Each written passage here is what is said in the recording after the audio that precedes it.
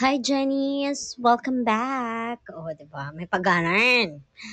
At dito, super saya ko lang naman kasi, di ba, nakatawagan na yung Junakis kong daycare. Daycare pa lang yan, pero super saya na. Ano na tayo, teary-eye. Teary-eye? Dahil nga moving up na siya. Sana nga moving up talaga, no? DepEd, no? Kasi pabago-bago memorandum nyo no? So, in-enroll ko siya netong February kasi enrollment yun. Pero hindi siya pinayagan dahil nga turning 5 siya ng September. September 11.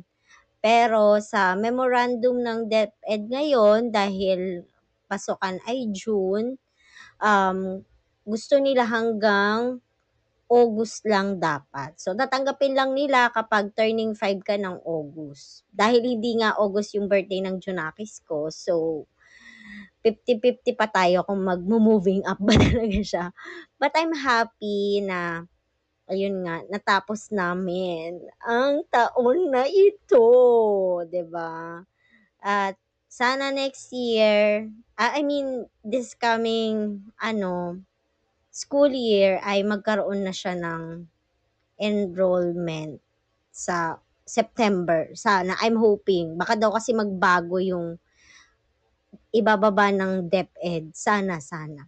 So, ito makikita nyo, kasama ko dyan si Camila. Dapat ipapasok ko siya or ihatid ko siya sa school niya. Kaso lang, hindi ko maihatid dahil nga, magkaiba kasi sila ng pinapasukang school. Hindi ko na ihatid dahil nga, akala ko, next na kaagad si Amira. Hindi ko ine-expect na nandiyan na yung second session, hindi pa rin kami tapos, 'di ba?